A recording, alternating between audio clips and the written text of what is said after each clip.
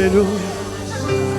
Oh, Ésaïe 66, verset 13 dit, comme un homme est consolé par sa mère, ainsi moi l'Éternel, je vous consolerai. Je vous consolerai en Jérusalem.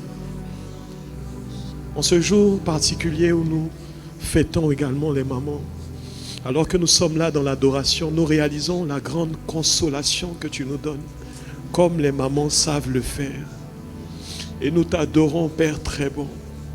Nous te disons merci, Saint-Esprit, pour la communion que tu nous donnes avec le Père ce matin. Comme un homme, il n'est pas dit comme un enfant, mais il est dit comme un homme est consolé par sa mère. Ainsi, je vous consolerai. Il y a des challenges dans la vie où la maman reste toujours la maman. Et elle sait consoler comme jamais personne ne le peut. Et toi, Éternel, tu sais le faire de manière tellement extraordinaire dans nos vies. Ce n'est pas une consolation de papa que tu apportes à ces moments-là. C'est une consolation de maman. Comme Sarah, tu nous dis, Dieu est fidèle. Comme Sarah, tu nous dis, Dieu est fidèle. Dans ces temps de consolation, ce n'est pas Abraham qui dit que Dieu peut faire. Ce n'est pas papa Abraham qui dit que Dieu peut faire. C'est la consolation de maman Sarah qui dit que Dieu est fidèle. Et c'est pourquoi nous disons simplement, ta fidélité est grande. Ta fidélité est incomparable. Nul n'est comme toi, ô Seigneur. Oh, grande est ta fidélité. Seulement avec nos cœurs, nous adorons ta fidélité, Seigneur. Ta fidélité est grande. Ta fidélité est incomparable. Nul n'est comme toi, ô Seigneur. Grande est ta fidélité. Oh, ta fidélité. Ta fidélité est grande. C'est vrai. Ta fidélité est incomparable. Nul n'est comme toi, ô Seigneur.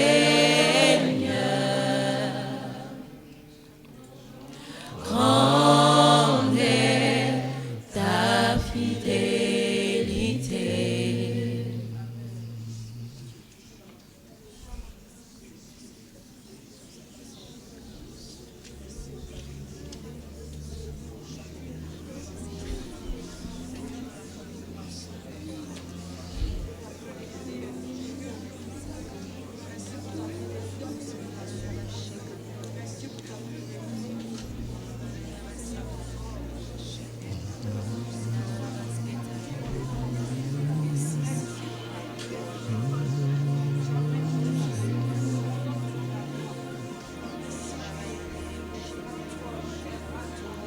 Alléluia.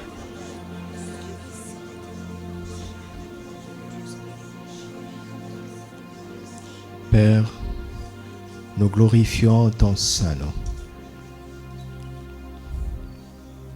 Nous bénissons le nom de Jésus.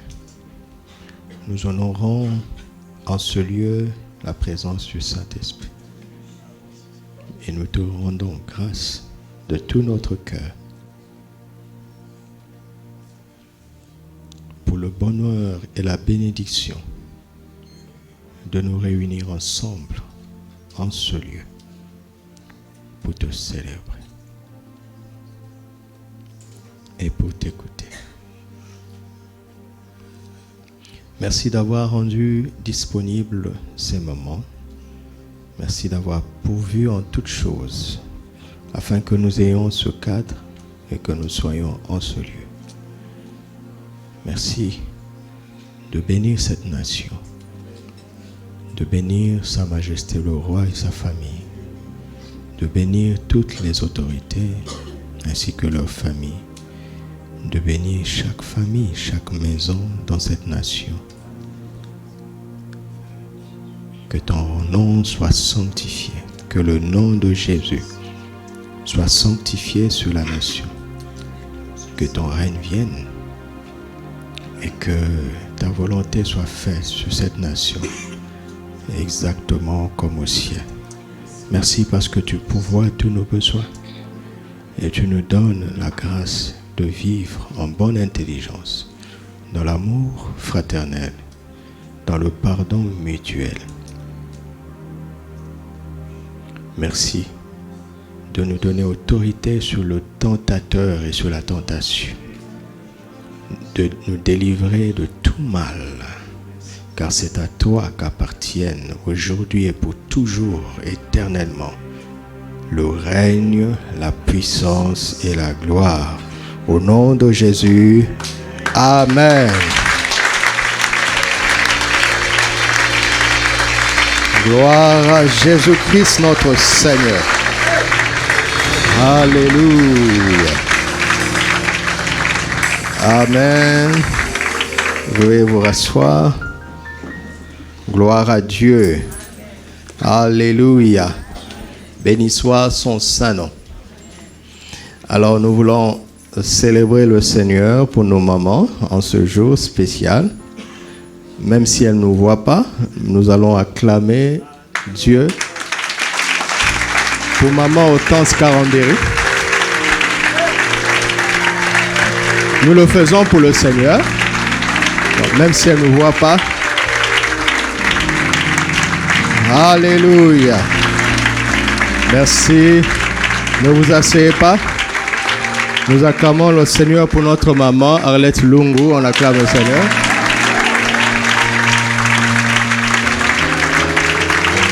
Merci Seigneur de nous l'avoir donné.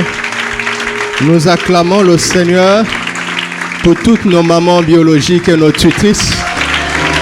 Alléluia. Merci de nous avoir donné des mères par qui nous sommes venus sur cette terre. Alléluia. Nous acclamons le Seigneur pour toutes les mamans et les sœurs qui sont en ce lieu. Alléluia. Gloire à ton Saint-Nom, Seigneur, pour les mamans qui sont ici et pour toutes les sœurs qui sont ici. Au nom de Jésus, Amen. Alléluia. Pendant que tu t'assois, dis à une sœur, je suis un ami de Jésus. Et pas un ennemi, pas un ami de Satan. C'est pourquoi je vais t'honorer. Alléluia. Satan est la femme à cause de la première prophétie. La postérité de l'homme écrasera ta tête, c'est ça? La postérité de la femme écrasera ta tête et tu lui blesseras le talon. Il a retenu la dernière phrase. Blesser le talon. Mais sa tête est écrasée au nom de Jésus. Alléluia. Que toute blessure de l'ennemi dans le talon de nos sœurs soit ôtée maintenant. Que tout venin de l'ennemi qui fonctionnait dans le cœur, dans la vie d'une sœur soit ôté maintenant au nom de Jésus. Que cette blessure dans ton talon soit cicatrisée maintenant au nom de Jésus et que ton âme soit parfaitement restaurée au nom de Jésus. Amen. Alléluia. Nous rendons grâce à Dieu pour le torrent du mois de mai qui nous a été préparé par nos pasteurs et nos anciens, n'est-ce pas? L'esprit de prière, nous rendons grâce à Dieu pour eux. Le torrent de juin est fini. En tout cas, j'ai fini mon travail et il sera livré par la grâce de Dieu ce mercredi. Le titre, c'est « Entrons dans le repos qui est disponible en Christ ». Alléluia. J'ai décliné le message du repos, le tout premier que j'avais donné, en 30 sujets. Alléluia. Gloire à Dieu.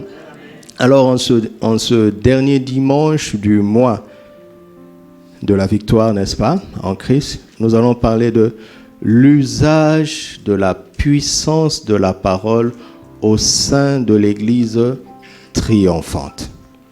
L'usage de la puissance de la parole au sein de l'Église triomphante. L'usage de la puissance de la parole au sein de l'Église triomphante. Alléluia. Proverbe 18, verset 21. Nous lirons dans la version Louis II, après dans la version du Semeur, puis dans la version du français courant. Proverbe 18, verset 21. La mort et la vie sont au pouvoir de la langue. Quiconque l'aime en mangera les fruits. La mort et la vie sont au pouvoir du diable. C'est ça? Au pouvoir de ton voisin. Au pouvoir de qui? De la langue. Quiconque l'aime en mangera le fruit. C'est là où les versions complémentaires nous aident. Parce que la première phrase, elle est claire, n'est-ce pas? La mort et la vie sont au pouvoir de la langue. Tu as une langue? La mort et la vie sont au pouvoir de quoi? De ma langue. De la langue de mon voisin? De la mienne. Quiconque l'aime en mangera le fruit. Là, ça nécessite plus de réflexion. Et les versions complémentaires sont là pour nous aider. La version du Semeur. La mort et la vie sont au pouvoir de la langue. Vous aurez à vous rassasier des fruits que votre langue aura produits. Vous aurez à vous rassasier de quoi? Que qui aura produit? Votre propre langue. Si votre langue produit la mort, vous serez rassasié de quoi? Ça veut dire quoi être rassasié de la mort? Ça veut dire mourir. Si votre langue produit la vie, vous serez rassasié de quoi? Ça veut dire quoi être rassasié de la vie? C'est de connaître la vie en abondance. La version du Semeur, non, du français courant, merci. Les paroles peuvent être source de vie ou de mort.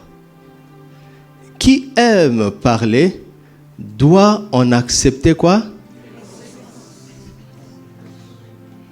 Vous avez vu, hein, comment ces versions m'aident à prêcher. Est-ce qu'il y a quelqu'un qui aime parler? Quelqu'un veut décider de ne plus jamais aimer parler. Tu ne parleras plus jamais. Tu mangeras le fruit de ton silence.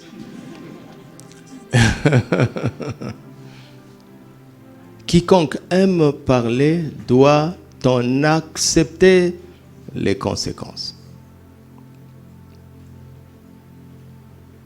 Matthieu 12, versets 35 à 37. Matthieu 12, 35 à 37. L'homme bon, après nous lirons dans la parole vivante, l'homme bon tire de bonnes choses de son bon trésor, et l'homme méchant tire des mauvaises choses de quoi? De son mauvais trésor. Je vous le dis, au jour du jugement, les hommes rendront compte de toute parole vaine qu'ils auront proférée. Car par tes paroles tu seras justifié et par tes paroles tu seras condamné. Ça rejoint, n'est-ce pas? Ça rejoint Proverbe 18, 20. Par mes paroles, je serai justifié, et par ses paroles, il sera condamné. Dieu sait à quel point c'est important qu'il veille même sur les paroles vaines. Aucune parole n'est en fait vaine. Puisque finalement, nous aurons à en rendre compte. Cela veut dire que même les paroles dites légèrement, les paroles auxquelles on n'a pas pensé, auront des effets. Elles auront des effets. À la version de la parole vivante, Matthieu 12, 35. L'homme foncièrement bon sort de bonnes choses d'un fond qui est bon. Mais celui qui est méchant sortira des méchancetés d'un fond qui est mauvais.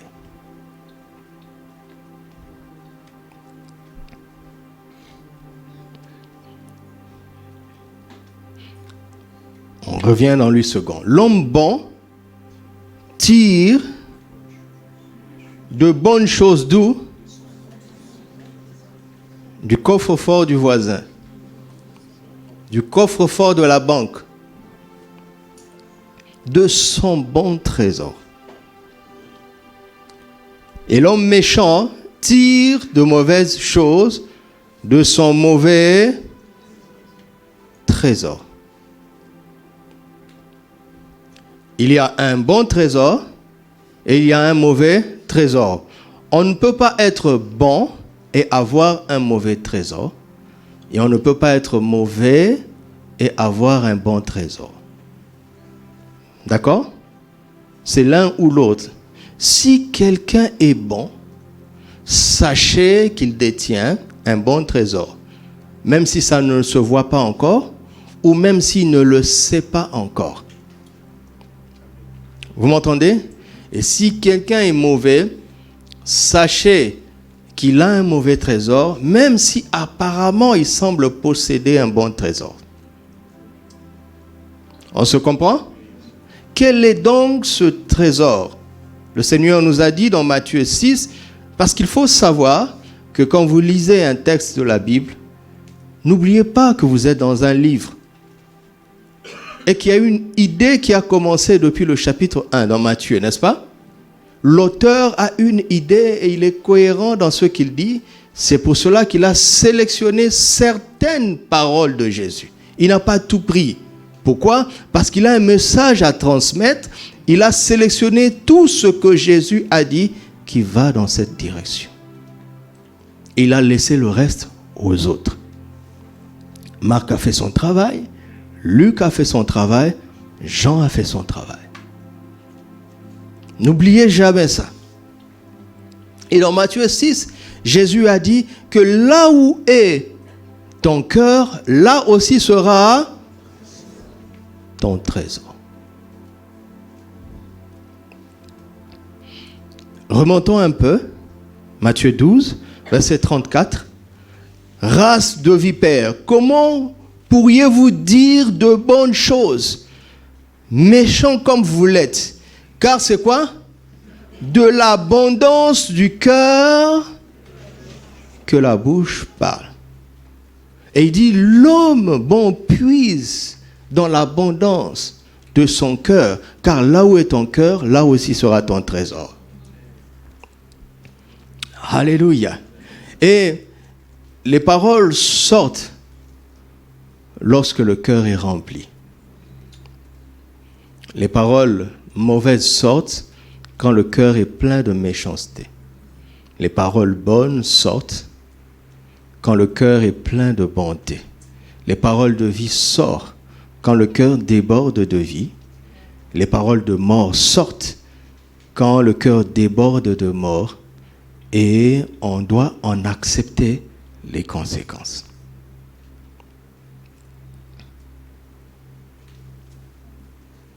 Vous réalisez ça? Jésus est venu pour redonner le pouvoir à l'homme. il nous regarde tous droit dans les yeux. Il dit, depuis que vous êtes nés, on vous a appris que votre salut, votre bien-être dépend des circonstances. Ça dépend de l'environnement, ça dépend de moyens extérieurs. Il dit, c'est faux. C'est un mensonge qui vient du diable. Votre salut dépend de vous, de votre cœur et de votre bouche. Qui croit à ça? C'est bouleversant, n'est-ce pas? C'est bouleversant. Vous savez, ceux qui sont nés dans un environnement sous-développé apprennent à penser sous-développement et à parler sous-développement, de telle sorte qu'ils entérinent dans leur vie le sous-développement ambiant. Parce que le bébé qui est né n'est pas sous-développé. Mais le milieu où il est né va l'inculquer le sous-développement. Pour que cet enfant, en grandissant, décide par son cœur et par sa bouche d'être sous-développé, comme ses parents. S'il refuse, il sera développé, contrairement à ses parents. Écoute-moi, tu es venu à l'église pour apprendre la vérité. Parce que ce qu'on nous apprend dans le monde est faux. Mais je n'ai pas dit que ça ne fonctionne pas. Si tu y crois, ça marchera. Si tu crois au mensonge, ça marchera. Si tu crois à la vérité aussi, ça marchera. Le bébé qui est né dans une maison pauvre n'est pas pauvre pour autant. Mais il va apprendre à penser pauvreté, à parler pauvreté et à envisager pauvreté. C'est à cause de cela qu'il deviendra pauvre. Pas à cause des autres, mais à cause de sa décision volontaire de penser pauvreté dans son cœur et de parler pauvreté dans sa bouche. C'est pas à cause de ses parents.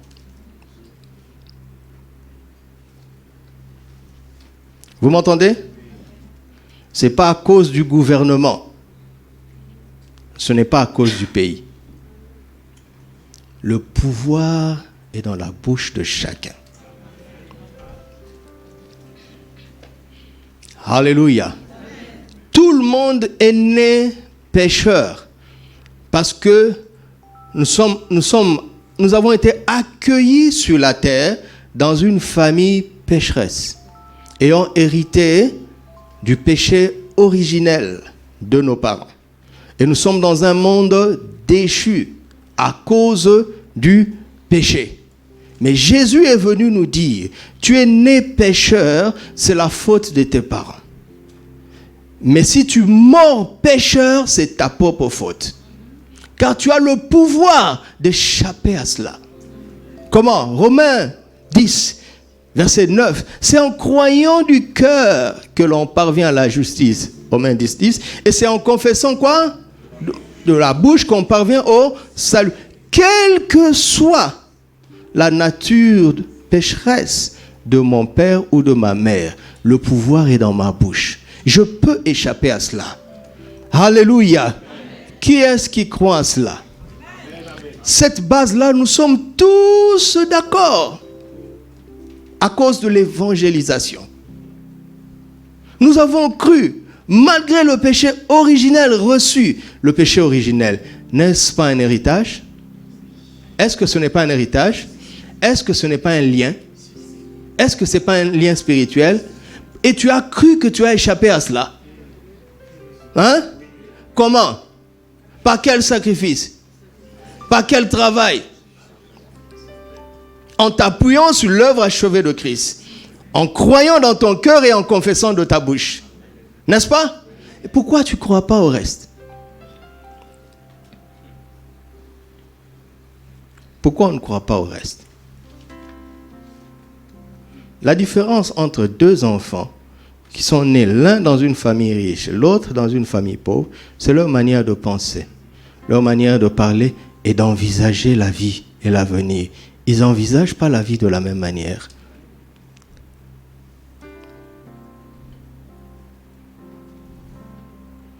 Et l'enfant du riche ne deviendra pas riche parce que son père est riche. Il deviendra riche parce qu'il a choisi de penser richesse et de parler richesse. Parce qu'il y a des enfants de riches qui deviennent pauvres. N'est-ce pas? Qui font la honte de leurs parents. Qu'est-ce que c'est libérateur de comprendre ça? Alléluia. Alléluia. Ouais, ne commence pas à dire, mais comment je veux faire pour faire de grandes études, pour fréquenter les meilleurs milieux? Mais je te pose la question, comment tu as fait pour arriver ici? Quand tu as confessé que Jésus est Seigneur et que tu es né de nouveau, le Saint-Esprit t'a pris en charge, il a créé des conditions pour ta croissance spirituelle et il t'a emmené ici. Si tu avais réfléchi avant de confesser et que tu t'étais dit, mais c'est le Maroc, c'est difficile, et que tu ne l'avais pas fait, tu mourrais en enfer alors qu'il y avait une église à côté.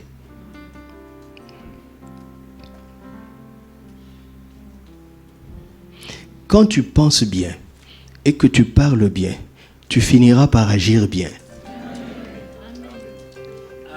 Tu vas créer les circonstances de ton progrès. Mais tant que tu accuses quelqu'un d'autre, tu es en train de creuser ta propre tombe. Personne n'est responsable de ton salut. Et dans tous les sens du terme, parce que sozo, salut en grec, veut dire tout ce qui est bien, depuis le pardon du péché jusqu'à l'entrée au ciel dans l'éternité. N'est-ce pas?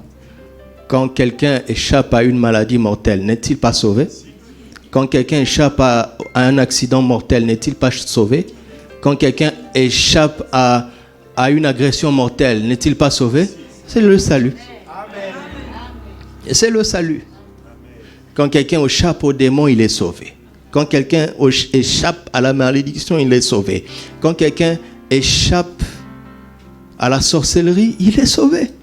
Le salut est un mot le plus complet dans la Bible. 2 mots, salut et bonheur. Ce sont des mots extraordinaires. Ils sont extrêmement complets. On peut le décliner au moins en 7 synonymes. C'est-à-dire 7 domaines différents de la vie. Et Jésus est venu nous dire que ce salut-là est dans ta bouche. Waouh! Alléluia!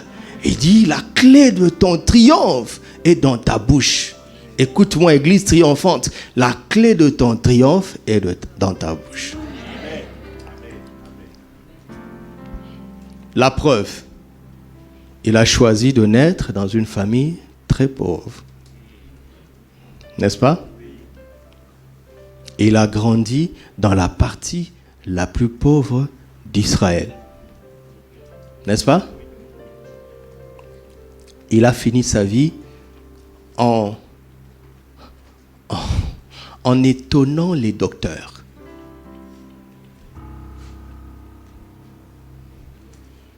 Cela veut dire que si tu n'as pas les moyens de faire des grandes écoles pour accéder à un niveau élevé de la science, le Saint-Esprit va s'en occuper. Amen. Dites-moi, excusez-moi de parler de marque. Quelle est l'école où on apprend à créer Amazon? C'est dans quel cours? Quelle est l'école où on apprend à créer Facebook? Hein? L'idée, sa force, leur force, c'est d'avoir eu une idée. Et à cause de l'idée, ils emploient des gens qui ont des diplômes pour développer leur idée. Combien de temps faut-il pour capter une idée ingénieuse? Combien de temps? Quand tu finis l'école, on te donne le diplôme, on ne te donne pas l'idée. Et l'esprit de révélation peut déposer en toi une idée extraordinaire.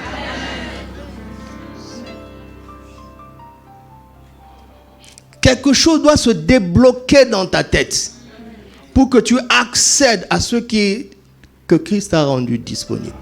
Je ne parle pas d'argent. Je ne parle pas d'argent. Parce que là où est ton cœur, là aussi sera ton trésor. Jésus a comparé 2 maîtres. L'argent et lui-même. Quand l'argent est ton Dieu, l'argent t'a servi. Quand Christ est ton Dieu, l'argent te suit.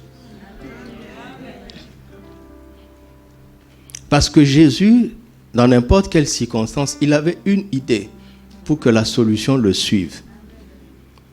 Mais le monde a renversé les choses. On te dit, aie de l'argent pour avoir une idée. Je vous l'ai dit à maintes reprises, c'est dangereux d'avoir beaucoup de moyens avant d'avoir un grand projet. C'est dangereux parce que l'argent viendra te proposer un projet. Mais si tu as un projet, quand la provision arrive, tu sais ce qu'il faut faire.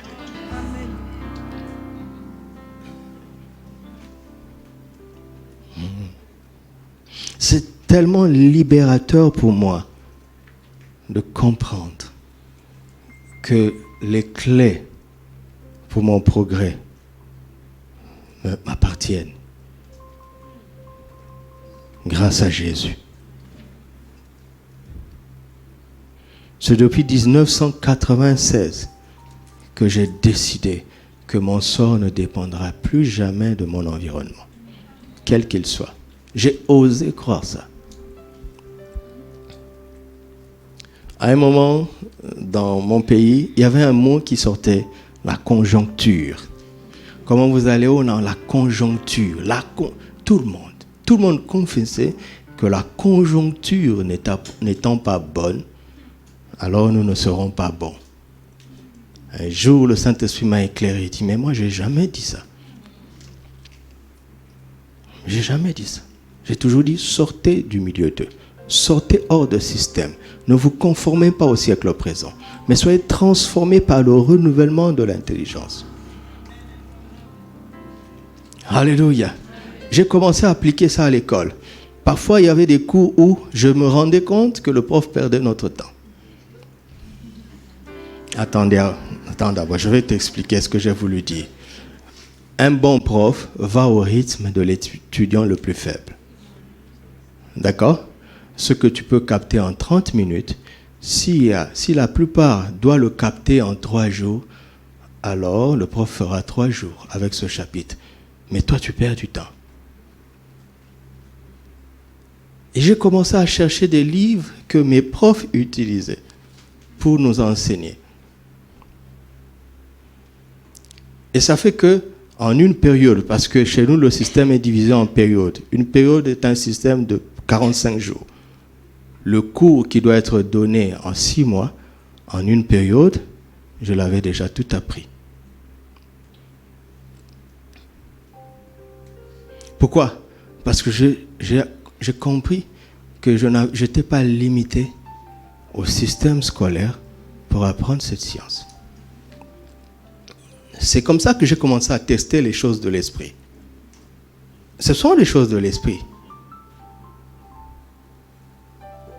La science vient de lui. Alléluia. Il n'y a pas de contradiction. Il n'y a pas de contradiction. Tout ça vient de lui. Tout ça.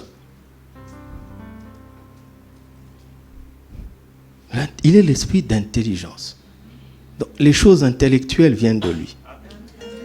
Mais la dimension intellectuelle, c'est comme la cour dans le château de Dieu. Vous comprenez? Dans le château de Dieu, la dimension intellectuelle, c'est la cour.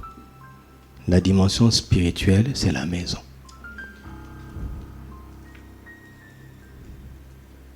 Les deux sont à lui. Alléluia. Alors, allons-y. Romains 10, 9 à 10. 9. Si tu confesses de ta bouche le Seigneur Jésus, et si tu crois dans ton cœur que Dieu l'a ressuscité des morts, tu seras. Car c'est en croyant du cœur qu'on parvient à la justice, et c'est en confessant de la bouche qu'on parvient au salut.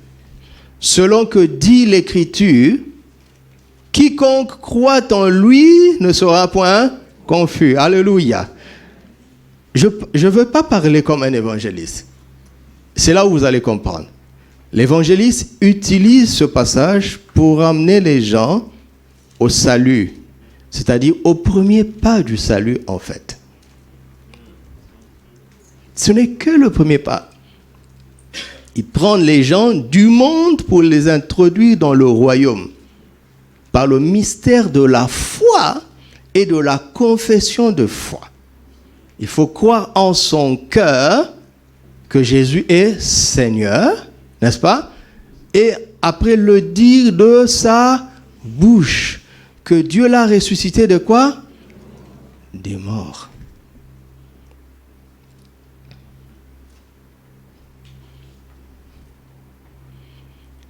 Non, il est question d'avoir accès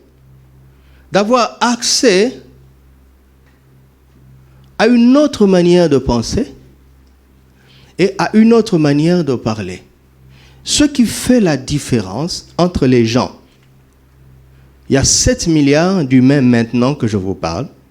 Il y a au moins 7 milliards d'hommes et de femmes sur la terre. Nous sommes tous pareils.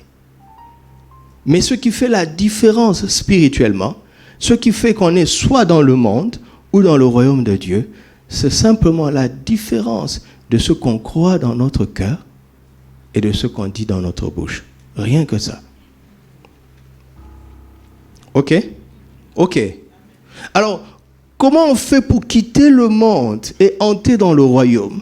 Comment on fait? C'est-à-dire, on doit croire ce que le monde ne croit pas et dire ce que le monde ne dit pas. N'est-ce pas? N'est-ce pas? Question. Qu'est-ce qui fait que tout le monde croit la même chose et que finalement tout le monde dit la même chose? Deuxième question. Qu'est-ce qui ferait que quelqu'un cesserait de croire ce que tout le monde croit et cesserait de dire ce que tout le monde dit? Vous me suivez? Alors, je reprends ma première question. Qu'est-ce qui fait que tout le monde croit la même chose? Regardez. Qu'est-ce qui peut faire qu'un groupe de gens réunis vont finir par croire la même chose? J'ai posé une question. C'est parce qu'ils ont accès à la même source d'information. N'est-ce pas? Quand vous avez deux sources d'informations différentes, vous aurez deux croyances ou deux convictions différentes. C'est simple? Est-ce que c'est simple? Il ne suffit pas d'abord de croire et de confesser. Parce que chacun croit ce qu'il croit parce qu'on lui a donné cette information. Et il a tenu cette information pour vraie. N'est-ce pas?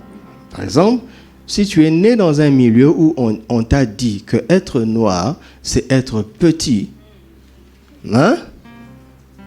Puisque tu es noir, tu penseras que tu es petit et tu parleras petit et tu agiras petit et tu finiras petit. Mais si on t'a dit que être noir, c'est être grand, tu penseras grand. Mes amis, qui d'entre nous peut lever la main et dire ce que je crois, je le crois par moi-même? Qui lève la main.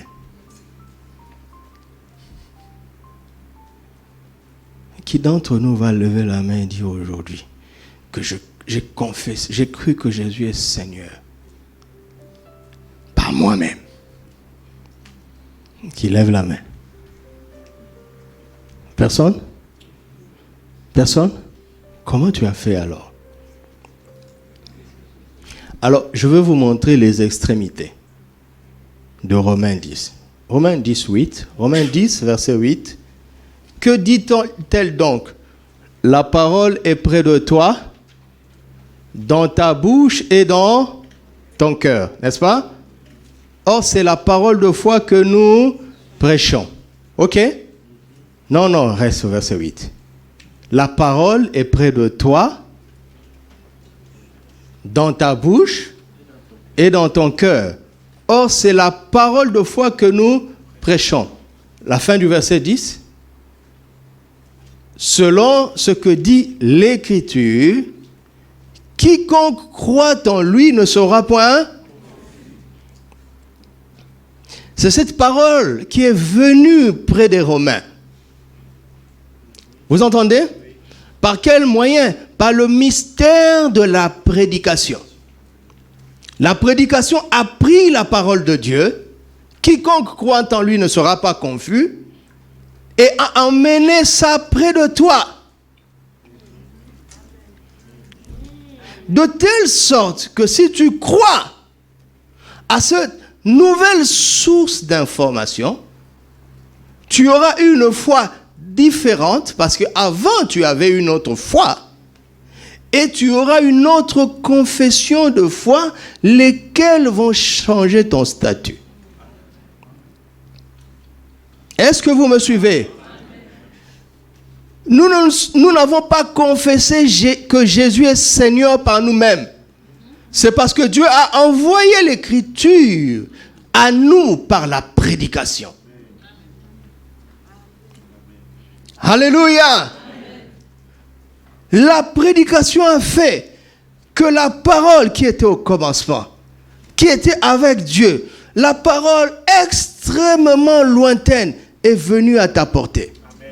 Elle a fait un voyage éternel pour venir près de toi. Près de toi. Comment?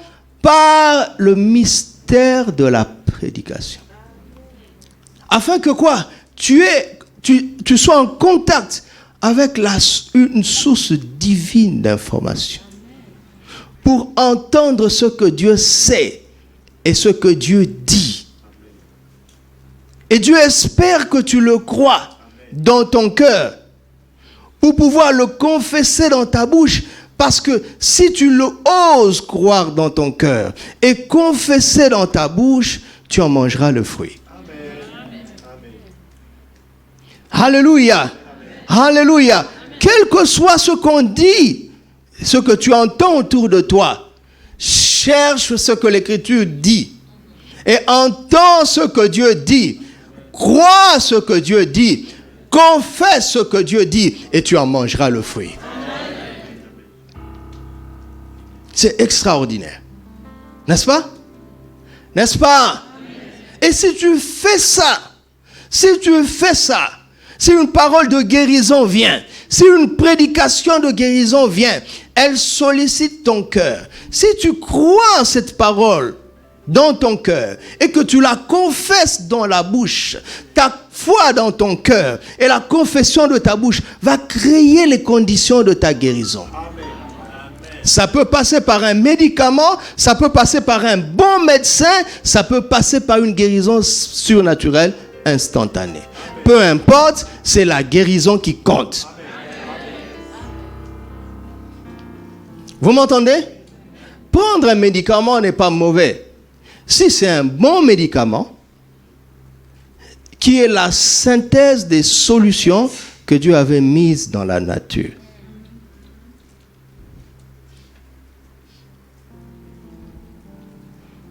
J'ai toujours grandi avec un chien. Toujours. Toute mon enfance, j'ai toujours eu un chien. Et il y a des moments où le chien est mal en point. Vous le voyez dans ses selles. Et mes oncles disent, ouvre la porte de la cour. Et on libère le chien. On le détache de sa laisse. Le chien va aller chercher une herbe. Un animal qui est carnivore, qui ne mange pas d'herbe.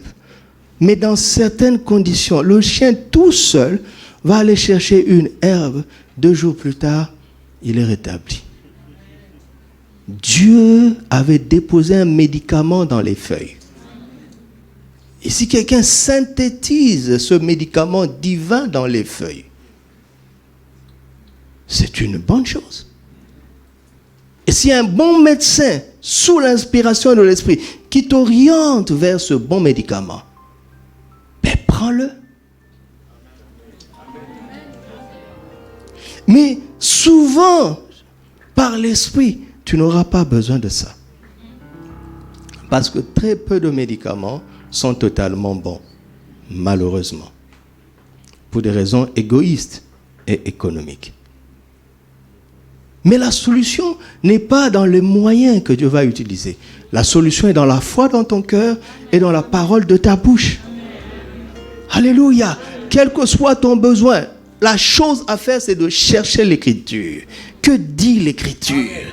Connecte-toi à la source d'information divine et veille à y croire. Une fois que tu as fini par y croire, souvent tu auras besoin de te repentir parce qu'il ne faut pas mélanger la foi en Dieu avec la foi en autre chose. Quand l'information de Dieu est différente de celle que tu savais, tu dois te repentir, c'est-à-dire renoncer à ce que tu croyais avant.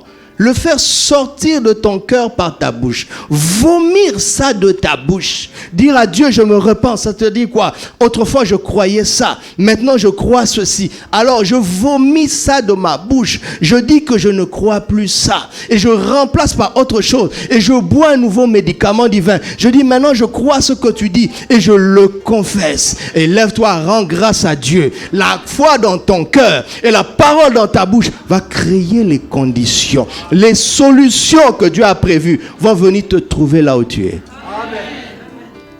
Ou bien ils vont te mouvoir là où tu dois aller. Ils te donneront une certaine sympathie envers une personne, une certaine attention envers une personne. Tu seras poussé à aider quelqu'un qui apparemment n'en vaut pas la peine, mais tu ne sais pas que c'est la personne clé qui va te connecter à une décision ou une personne extraordinaire. Alléluia. Comment est-ce que notre esprit devient sensible pour avoir le bon mouvement, la bonne attitude, la bonne réaction? C'est dans la foi dans son cœur et la confession de sa bouche. Pourquoi l'ennemi sponsorise tellement les chaînes de mauvaises nouvelles? Pourquoi 24 heures sur 24, nous sommes saturés de mauvaises nouvelles? Pensez-vous que c'est vain? C'est anodin? Afin de nous emmener à croire la peur, à croire le désespoir. Et ce que tu crois, tu finis par le dire, car c'est dans l'abondance du cœur que, quand ton cœur est plein, ta bouche ne peut pas rester fermée. Donc, décider de fermer sa bouche, c'est inutile.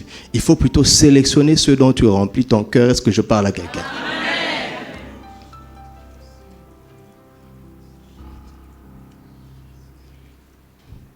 Et c'est merveilleux d'être exposé à la parole, comme quand nous sommes ici. Mettez la parole de Dieu même quand vous ne pouvez pas donner toute l'attention. Vous entendez, mes soeurs? Même quand tu fais la cuisine, mets la parole en sourdine. Amen. Alléluia. Mets la parole en sourdine. Nous avons des habitudes comme ça, n'est-ce pas?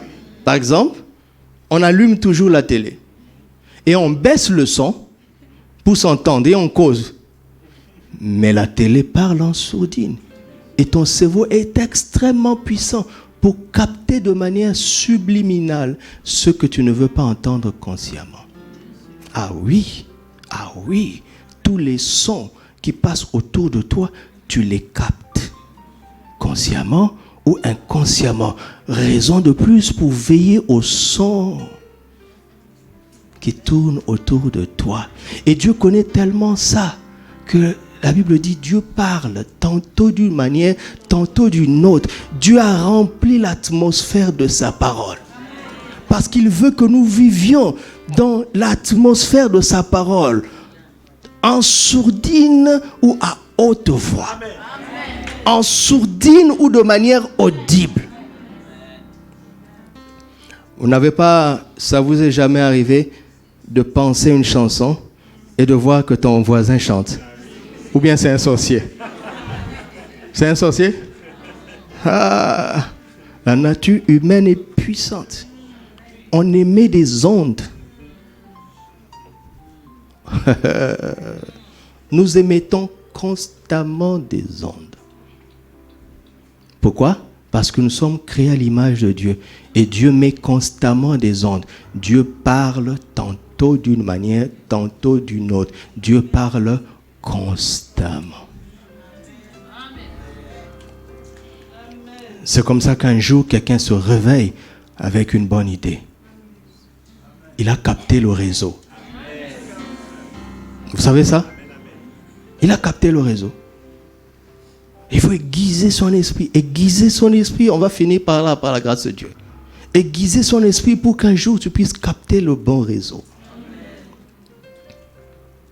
Comme papa aime le dire, est-ce que vous savez qu'ici, toutes les chaînes du monde sont dans cette pièce? Vous savez ça? Toutes les chaînes du monde sont dans cette pièce. Tous les sites internet du monde sont dans cette pièce. C'est pour ça que je ne crois pas en la Bible sur ces choses. Parce qu'avec cette tablette, tu peux te connecter à la fois à la Bible et à un site impur. Mais avec ce livre, tu ne peux pas te connecter à autre chose. C'est l'exclusivité de la parole de Dieu. Ce n'est pas la parole noyée avec le reste. C'est la parole exclusive, le livre. Ah oui. Ah oui, je dis ça à mes amis, mes enfants du Time Sophia. Quand nous faisons la lecture, j'attends le téléphone, je leur ai dit prochainement, emmenez le livre. Parce qu'un WhatsApp peut sortir pendant que tu es en train de lire. N'est-ce pas? Ah oui. Dieu parle constamment. Alors le diable, qui n'est pas omniprésent, utilise la technologie pour parler aussi constamment. Dieu n'a pas besoin de technologie. Il est la technologie. Vous savez, Dieu est tellement fort. Vous savez, par exemple, à un moment donné, si je veux m'adresser seulement à une catégorie de personnes ici, à un moment donné, je veux parler en lingala. Et vous n'allez rien comprendre. Ceux qui ne parlent pas lingala vont rien comprendre. Mais vous allez entendre le son. Mais regarde, Dieu est capable de parler de telle sorte qu'une seule personne entende. Amen. Sa voix, son message est codé de manière à reconnaître le destinataire et à réveiller l'oreille du destinataire. Il est extraordinaire. Et un jour, tu peux développer une application comme ça. Genre, l'application enregistre le timbre vocal de quelqu'un. De telle sorte que quand tu dis le message dans ce code-là, seulement lui peut l'entendre. Ah, vous n'avez pas reçu. Mais ça commence comme ça, ça commence comme ça. Ça commence comme ça. Bon, revenons à la parole de Dieu. Alléluia. Alors, Jésus a récupéré le pouvoir et nous l'a redonné. Il l'a remis sur notre bouche. Mais nous ne devons pas dire n'importe quoi en fait. Ce n'est pas tout ce que nous disons qui va arriver. Mais c'est la parole de Dieu. Mais à condition que nous le croyons. Pourquoi? Dieu n'a pas besoin de croire ce qu'il dit. Il n'y a pas de problème, c'est sa parole. Mais nous avons besoin de croire que ce que Dieu dit est vrai avant de le dire. Alors, ne va pas dire qu'à partir d'aujourd'hui, tu changeras ta vie par tes propres paroles. Je n'ai pas dit ça. Les paroles de ton ambition ne changeront pas ta vie forcément. Ou bien les paroles de ton désir de te venger, ou bien le désir de te faire voir, ne changeront pas ta vie forcément. Nous parlons de la parole de Dieu. Notre cœur doit se connecter à ce que Dieu dit, le croire au préalable, n'est-ce pas? Et le dire. Et quand on fait ça, on crée les conditions de cette bénédiction. Amen. Alléluia. Les gens sont plus conscients de la malédiction que de la bénédiction. N'est-ce pas? Combien de personnes ont pleuré parce qu'une autorité les a maudites? Et combien se sont réjouis parce qu'une autorité les a bénis? Quand une autorité vous dit que Dieu vous bénisse, vous dites, ah, rien que ça. Je pensais qu'il allait faire. Mais quand on dit une malédiction, voici la personne qui pleure. Qu'est-ce que ça veut dire? Ça veut dire que tu crois à la puissance de la malédiction plus qu'en la puissance de la bénédiction. Écoutez-moi. Entre le fait qu'une autorité te bénisse ou qu'il te donne, qu'est-ce qui est plus puissant? Parce que le don est limité aux moyens à sa disposition, mais pas la bénédiction. N'est-ce pas? Aujourd'hui, par exemple, pour l'instant, je ne peux pas te donner 1 million, mais je peux le déclarer sur ta vie, en m'appuyant sur le Saint-Esprit. Vous voyez, donc, dans le don, on est limité par nos avoirs, n'est-ce pas? Mais par la bénédiction, on n'est pas limité, parce que l'avoir de Dieu est illimité.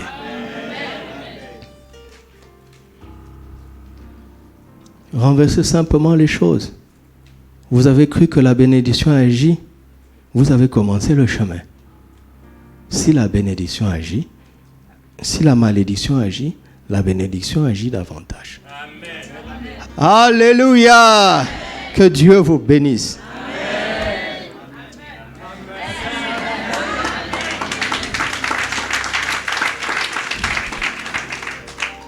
Alors, à maintes et à maintes reprises dans les Écritures, c'est formidable. Pourquoi? Parce qu'en réalité, si je ne crois pas à la parole de Dieu, ma confession est vaine. Parce qu'elle n'est pas une confession de foi. N'est-ce pas? N'est-ce pas? Donc, le plus important, c'est quoi? Entre croire et dire, qu'est-ce qui est plus important? C'est croire, n'est-ce pas? Entre croire et dire, qu'est-ce qui est plus important? Entre croire et dire, qu'est-ce qui est le plus important? Entre croire et dire, qu'est-ce qui est le plus important? Entre croire et dire, qu'est-ce qui est le plus important? Entre croire et dire, qu'est-ce qui est le plus important?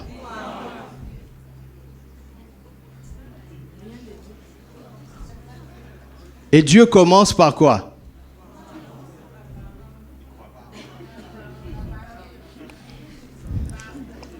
Romains 10, verset 9. Si tu confesses de ta bouche et tu crois dans ton... On commence par où? Josué 1:8. Josué 1:8. Que ce livre de la loi ne s'éloigne pas de ton cœur. Médite-le avec ta bouche.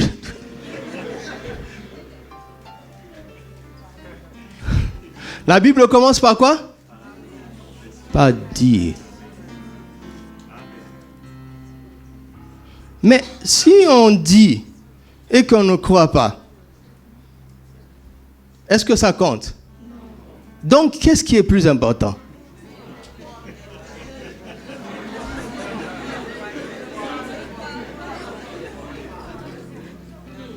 Dieu commence par quoi?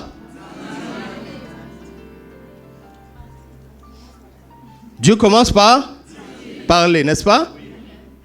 Mais si on parle et qu'on ne croit pas, est-ce que ça compte? Non. Jusque-là, vos réponses sont claires, précises. Maintenant, qu'est-ce qui est le plus important?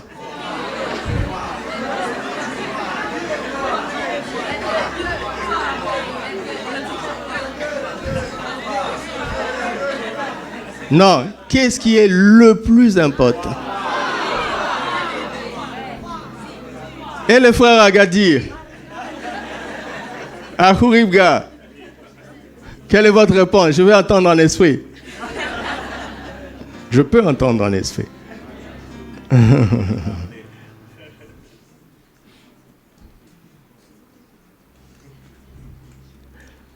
Est-ce que vous savez que dans la vie, à force de vouloir bien faire, il y a des gens qui commencent jamais.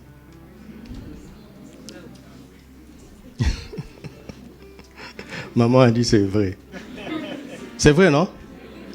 Et que parfois, certaines personnes, ils ne calculent pas trop, ils ne mesurent pas, et ils se lancent, ils manquent d'intelligence parce qu'ils n'ont pas mesuré tous les tenants et les aboutissants.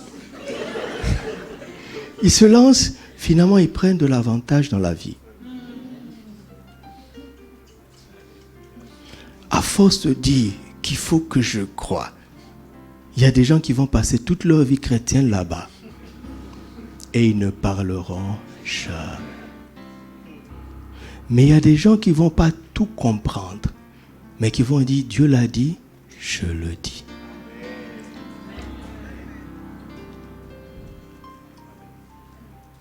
Dis-moi, sincèrement, le jour où tu as confessé que Jésus est Seigneur, est-ce que tu avais compris tout ce que tu sais aujourd'hui?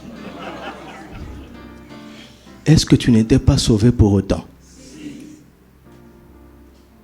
Dieu met l'accent sur la proclamation pour te dire, écoute, c'est ma parole, d'accord? Ma parole, elle est parfaite.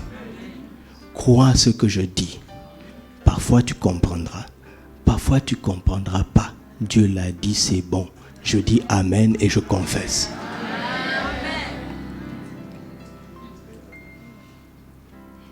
Franchement, tous les versets que j'ai lus jusque-là, vous les connaissez tous?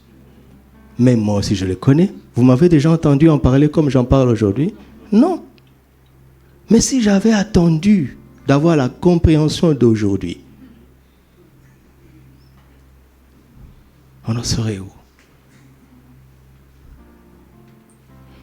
Pourquoi Dieu met l'accent sur la confession de la bouche d'abord? Il veut nous éveiller à l'idée de la crédibilité de sa parole.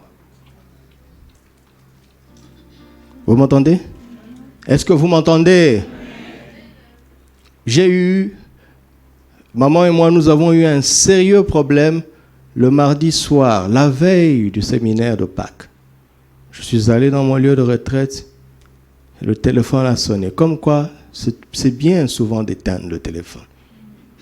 Et la nouvelle qu'il ne fallait pas entendre vint. J'ai dit d'accord. Mais je ne pouvais plus éteindre mon téléphone tellement la situation était grave. Parce qu'il fallait qu'on m'appelle encore. Et le soir, maman m'a appelé, pasteur Alette m'a appelé, parce qu'ils avaient commencé d'abord par l'atteindre avant de m'atteindre. Il me dit, tu as eu telle personne? Parce qu'elle essayait de te joindre. J'ai dit oui. Il m'a dit, comment tu vas? J'ai dit, ça va. Est-ce que tu veux qu'on en parle? J'ai dit non. Non. Je ne veux pas commencer à confesser ce discours. J'ai sérieusement mis ça de côté. 2 jours. Mais pour pouvoir le faire, qu'est-ce que j'ai fait? J'ai pris l'écriture. D'accord? Les promesses que Dieu m'a faites en me disant, tant que tu t'occuperas de mes affaires, je m'occuperai des tiennes. Donc, ce sont des écritures. Hein. Là, je vous ai résumé une pensée, mais j'ai pris l'écriture. Je n'ai pas fait 2 minutes. Je dis à Dieu, ça là, c'est crédible. Alors tu t'en occupes. C'est le 3e jour matin que j'ai eu la parole de la solution et que j'ai pris l'initiative d'appeler. Et que le problème a commencé à se résoudre. Il n'est pas encore totalement résolu sur le plan naturel, mais il est déjà ficelé en esprit. Si j'avais commencé à cogiter, mais comment Dieu va faire pour démêler? Parce que cette fois-ci, c'est allé trop loin. Je ne confesserai pas. Écoute, la puissance de la parole dans ta bouche ne repose pas sur ta confession, sur ta compréhension, je vous l'ai dit. Je recommence. La puissance de la parole dans ta bouche ne repose pas sur ta compréhension. Non, mais sur ta foi. Et ce n'est pas la même chose.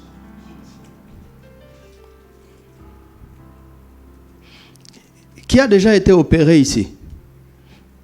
Voilà. Je vais prendre un exemple. Tu avais un appendicite, d'accord? On t'a endormi. Après, on t'a réveillé. Tu vois que tu as une plaie.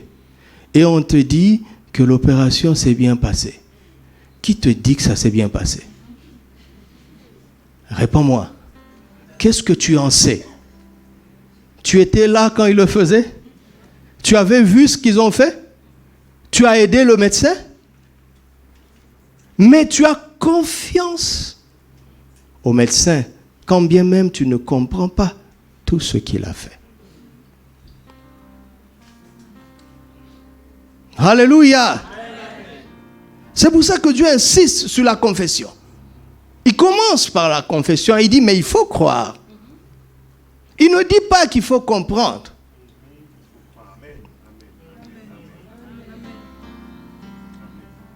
Comment est-ce qu'une imposition des mains va guérir le cancer? Par la foi au nom de Jésus. Pas par une explication scientifique, mais par la foi au nom de Jésus. Donc nous devons savoir que la parole de Dieu est incapable de mentir. Il est incapable de nous tromper. Il est incapable de dire quelque chose qui est faux. Il est incapable de dire une fausseté. Il est incapable de dire une erreur. Incapable, c'est impossible. Il n'y a aucun mensonge dans la parole de Dieu. Dans la Bible a été documenté les mensonges des hommes. Mais ce n'est pas Dieu. Que tout homme soit trouvé menteur afin que Dieu seul soit trouvé juste. Tout ce qu'il dit est vrai, est puissant. Et il ne sollicite pas notre compréhension. Parce que la compréhension est limitée à notre niveau. Quand tu étais à l'école primaire, on ne t'a pas tout enseigné. Parce que quand bien même on voulait t'enseigner la science de l'université, tu ne comprendrais pas. Ce que Dieu cherche, c'est notre foi. Amen. Alléluia. Ce que Dieu cherche, c'est notre foi. Afin que nous croyions dans notre cœur et que nous confessions de notre bouche. Alléluia. C'est très important. Et l'église triomphante, et c'est l'église qui pratique ça, qui a confiance à la parole de Dieu. Dieu a dit, c'est pourquoi moi aussi je dis. Ah oui, mais pourquoi tu es si sûr? Parce que Dieu l'a dit. De tout simplement. Est-ce qu'il te l'a dit à toi? Tu commences à devenir... Il ne faut pas fréquenter des gens comme ça. Il ne faut pas fréquenter des gens. Je vous dis sincèrement, hein, ne vous exposez pas à des gens comme ça. Ils sont dangereux. Ce sont des voleurs de foi, des destructeurs de foi. Je les appelle des extincteurs. Quand Dieu allume le feu de la foi dans ton cœur, ils viennent extincteurs de foi. Vous comprenez? Alors, pourquoi Dieu donne-t-il la priorité à la bouche? Je veux vous donner 3 idées, 3 grandes idées, 3 3 parce que. Premièrement, parce que, notez, le bien que l'on croit et qu'on ne dit pas ne se produira pas. Vous m'entendez? Le bien que l'on croit et que l'on ne dit pas ne se produira pas. Pourquoi? À cause du principe créateur de Dieu. Notez ça. Notez parce que vous aurez besoin de méditer sur ça. Le bien que l'on croit, ensuite, mais que l'on ne dit pas, ne se produira pas. Pourquoi? À cause du principe créateur de Dieu. Vous m'entendez? C'est juste un principe de la création. Genèse 1.1. Genèse 1.1. Au commencement, Dieu créa les cieux et la terre. La terre était informe et vide. Il y avait de la surface à l'abîme et l'Esprit de Dieu se mouvait au-dessus des eaux. Laisse le verset 2. La terre était informe et vide. Il y avait les ténèbres à la surface de l'abîme et l'Esprit de Dieu se mouvait au-dessus des eaux. Première question. Quelle était la situation de la terre? Était-elle bonne ou mauvaise? La situation de la terre était-elle bonne ou mauvaise? Mauvaise, n'est-ce pas? L'Esprit de Dieu était-il absent ou présent? L'Esprit de Dieu était-il soumis ou au-dessus? Donc l'Esprit de Dieu avait-il le pouvoir de changer ça, oui ou non? Dieu était-il content de cette situation, oui ou non? Dieu était-il content de la situation de la terre, oui ou non? Non. L'Esprit était-il au-dessus de cette situation chaotique, oui ou non? Est-ce que le sentiment de Dieu a suffi pour que tout change? Est-ce que la volonté de Dieu a-t-elle suffi pour que tout change? Est-ce que la bonne volonté de Dieu a-t-elle suffi pour que tout change? Est-ce que l'atmosphère n'était pas couverte du Saint-Esprit? Mais est-ce que les choses ont changé pour autant? Verset 3. Dieu dit que la lumière soit, et la lumière.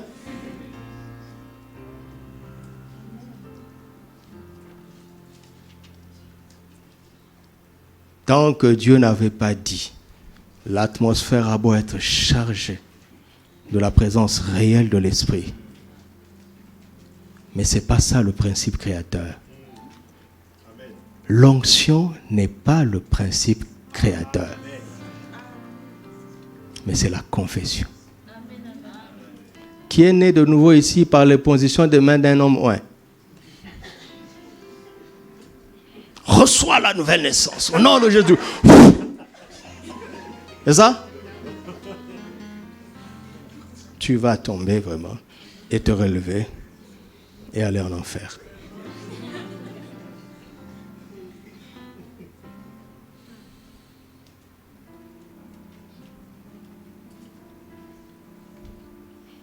C'est la journée des sœurs. Écoutez-moi, mes sœurs. Le sentiment d'amour d'un frère envers toi, ce n'est pas ça qui fera le mariage. Ce n'est pas l'affection qui fait le mariage.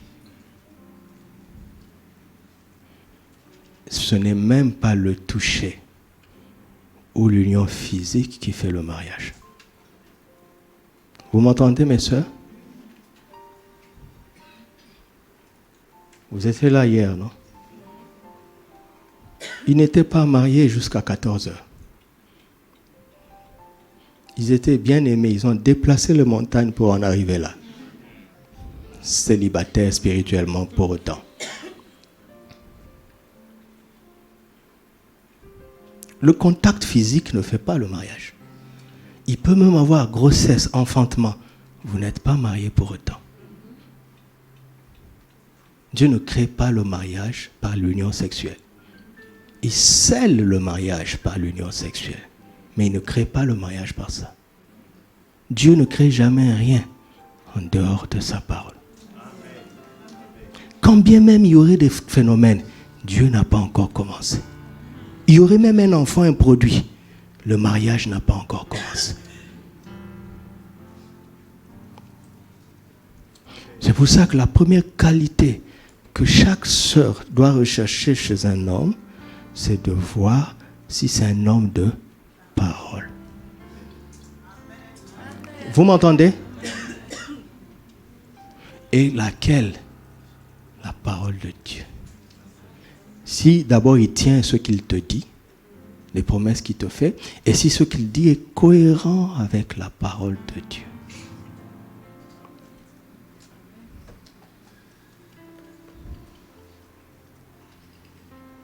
Parce que tant que la parole n'est pas proclamée, Dieu n'a pas encore commencé.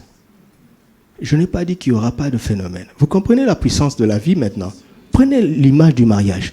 Il peut y avoir union sexuelle, grossesse, enfantement. Mais Dieu n'a pas commencé. Et on ne va pas dire, puisqu'il y a enfant, considérons-nous étant mariés. Même Dieu n'a pas de choix. À cause de l'enfant, Dieu dit, est-ce que ma parole était engagée? C'est pour ça qu'il y a des endroits où l'onction agit. Les phénomènes se produisent. Mais Dieu n'a pas commencé.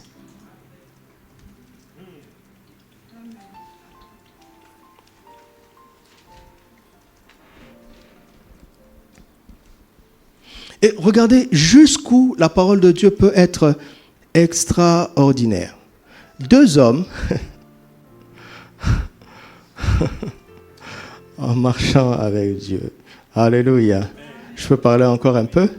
Le temps est fini. Je n'ai dit aucun verset que vous ne connaissez pas, n'est-ce pas? Je n'ai pas lu Habakkuk, ni Sophonie, ni Lévitique.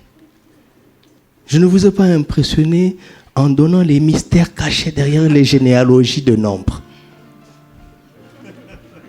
Quand on m'a montré une affiche, la personne qui m'a montré cette affiche était en train de rire, mais j'avais envie de pleurer.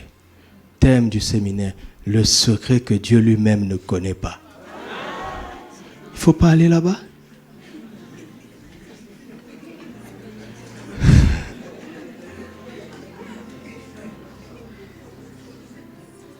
Ça, c'est un envoyé du diable. Parce que c'est quelqu'un qui est en train d'insulter l'omniscient. Allez dire ce que vous voulez. Je conclus déjà que c'est un envoyé du diable. Y a-t-il quelque chose qui soit étonnant de la part de l'Éternel?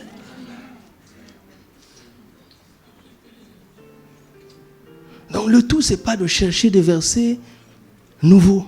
Qu'est-ce que tu fais avec ce que tu as? Alors, je disais que deux hommes ont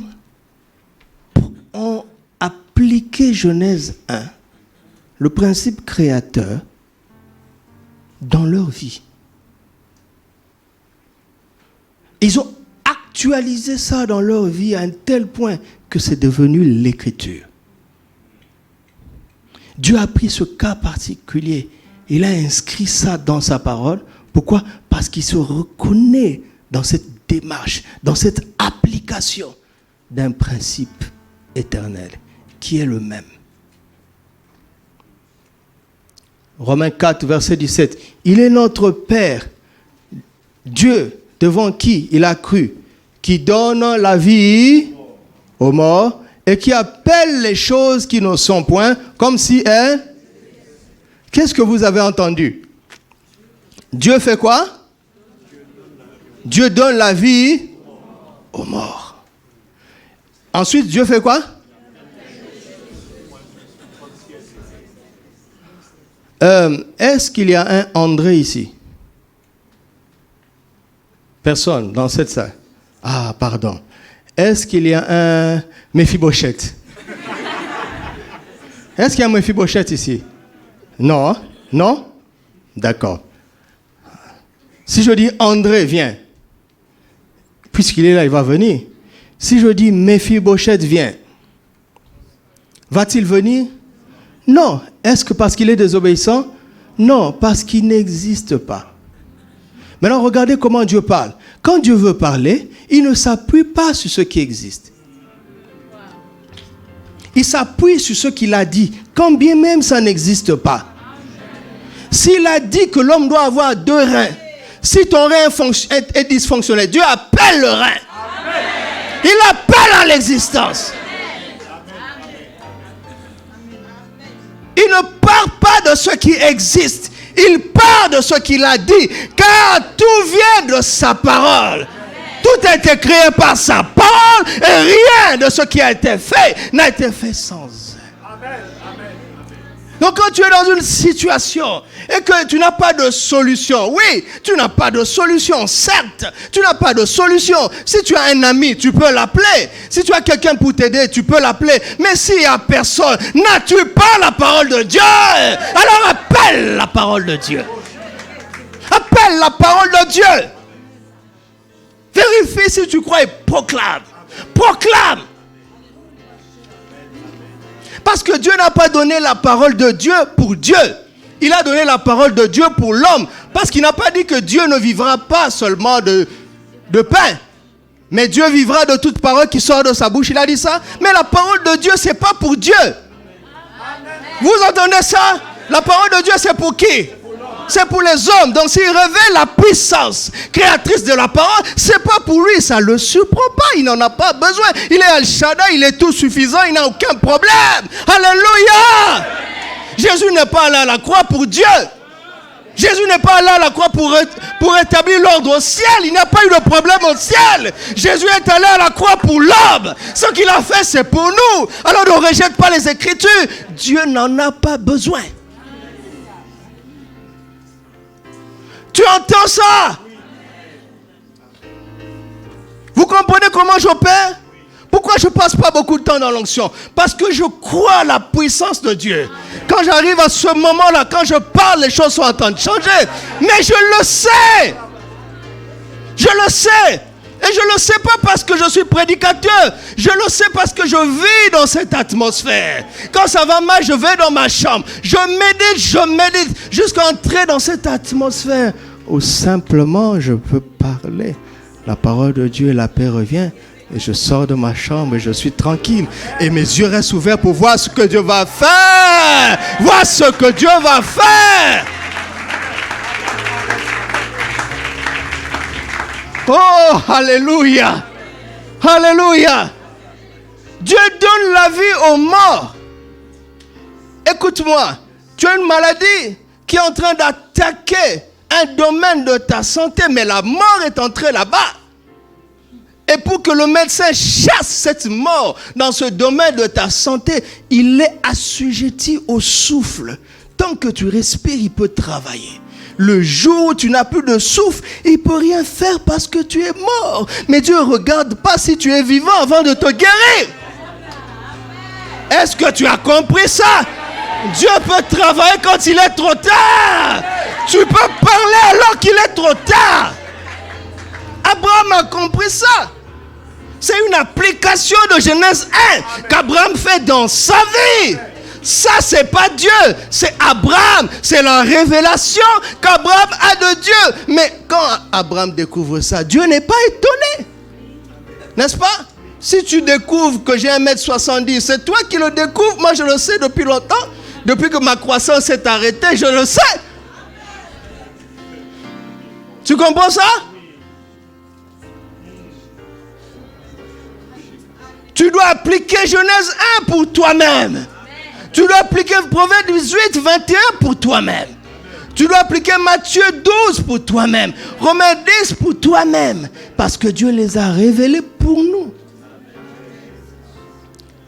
Vous rendez-vous compte à quel point Dieu nous a donné le secret avec lequel il a résolu un chaos universel pour que nous résolvions nos petits chaos.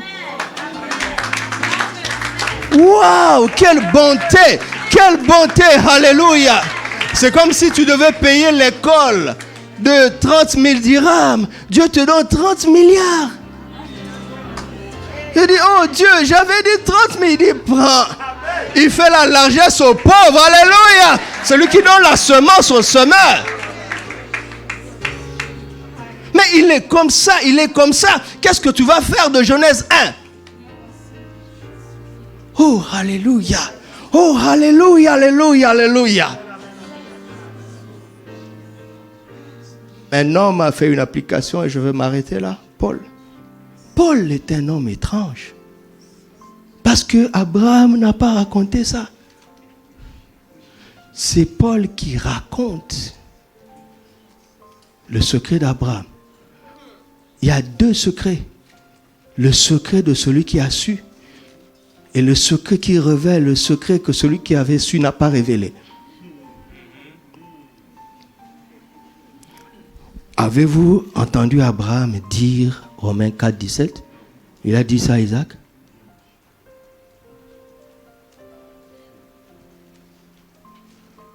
Il est parti. Aucun document scripturaire ne montre qu'Abraham ait dit ça un jour.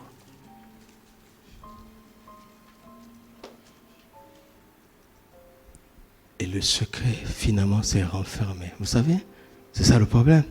Quelqu'un peut capter quelque chose, le vivre et ne pas le transmettre. Et il s'en va. C'est comme si le secret n'avait jamais existé. Alléluia. C'est ça le problème d'Adam. Adam était un homme extrêmement intelligent. Il n'a pas transmis son secret à ses enfants.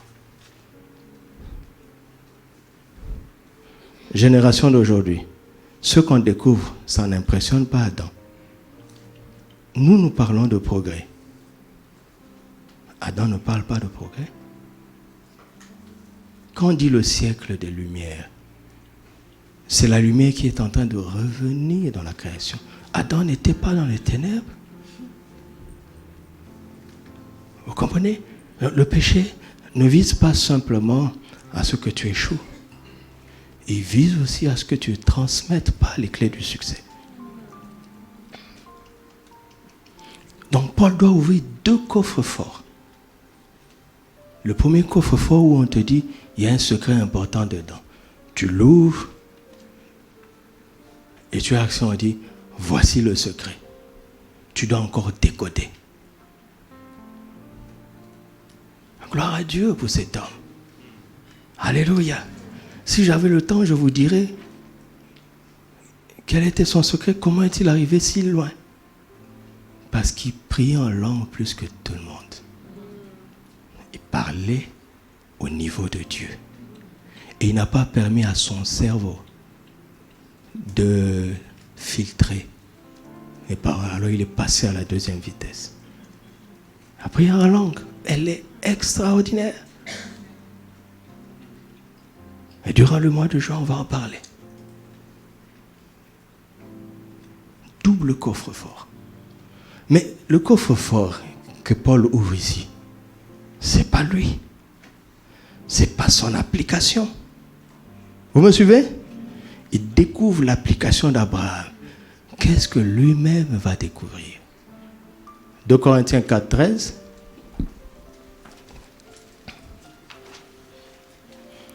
2 Corinthiens 4, 13. Et comme nous avons le même esprit de foi qui est exprimé dans cette parole, j'ai cru, c'est pourquoi j'ai parlé. Nous aussi nous croyons. Et c'est pour cela que nous... D'accord? Verset 6. Sachant, car Dieu qui a dit... Quoi?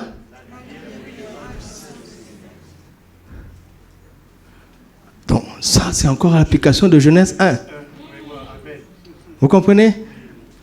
Toi et moi, nous savons que quand Genèse 1, 3, Dieu dit que la lumière soit, et la lumière fut. Notre esprit nous dit que quand Dieu dit, c'est ça, c'est notre tête, que la lumière soit, et la lumière vint. N'est-ce pas? Paul dit, c'est pas ça. C'est pas ça. Pourquoi? Parce que si cette compréhension-là va t'empêcher de croire en Proverbe 18, 21. Parce que tu vas te demander avant de confesser, d'où me viendra le secours? Et quand tu es en train de dire, je crois que mon Dieu pourvoira à tous mes besoins, en fait, tu es en train de dire, mon oncle pourvoira à tous mes besoins. Parce que ça viendra d'ailleurs. Alors que Dieu est avec toi dans cette situation, ça viendra de là. C'est Dieu qui est notre source. Papa nous l'a enseigné. Quand Dieu a dit que la lumière soit, les ténèbres ont été étonnées de voir la lumière jaillir.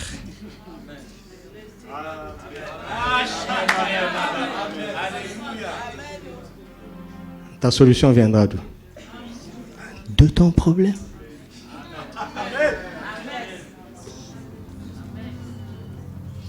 La solution de l'Afrique viendra d'où? Quand nous avons la foi. La solution de ta famille viendra où? Du sein de ta famille. La solution de ton problème viendra où? Du sein de ton problème. La solution dans le problème de ton corps viendra où? Du sein même de ton corps. Pourquoi?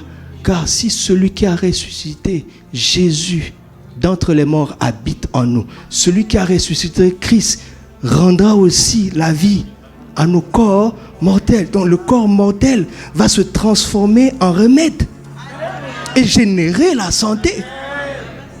Vous entendez ça? Le corps qui diffusait, c'est comment on appelle ça? Les toxines, les choses du cancer là. Où il y avait le corps a commencé à faire des proliférations de cellules. Le même corps va faire le processus inverse. Il y a des cellules qui vont venir, qui vont manger les premières et qui vont rétablir l'ordre. Parce que le bâton de Moïse avale le bâton de Pharaon. Alléluia. Le corps qui a produit le fibrome va produire autre chose pour absorber le fibrome. Alléluia. Le corps qui a produit la mort va produire autre chose pour absorber la mort. C'est la vie divine qui opère comme cela. Alléluia. Alléluia.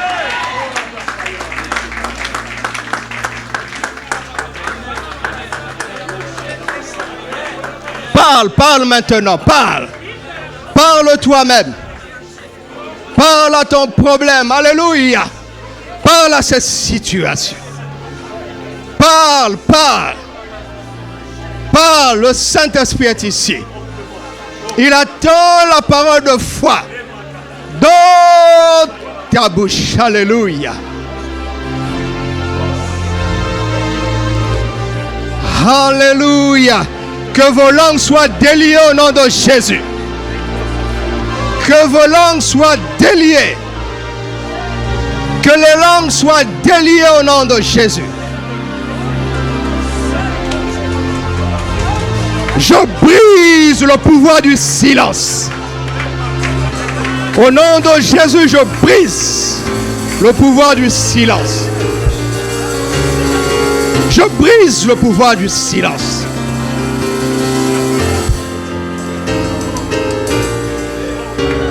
Je supprime l'effet des paroles vaines.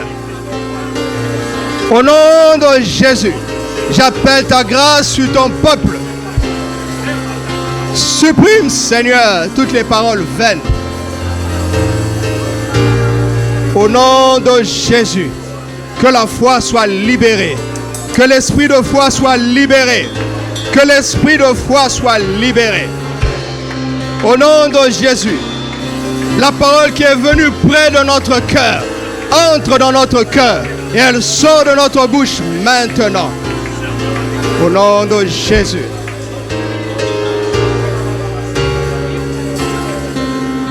Au nom de Jésus. Au nom de Jésus. Au nom de Jésus.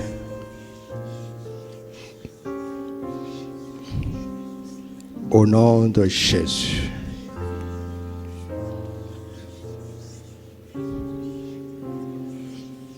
La solution de Dieu est dans ta bouche. Et elle va fonctionner dans 3 dimensions. Elle va sortir du sein même de ce problème. Elle va appeler à l'existence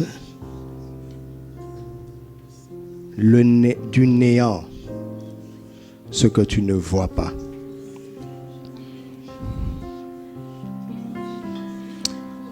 Et elle va redonner la vie là où la mort est entrée. Au nom de Jésus. Alléluia.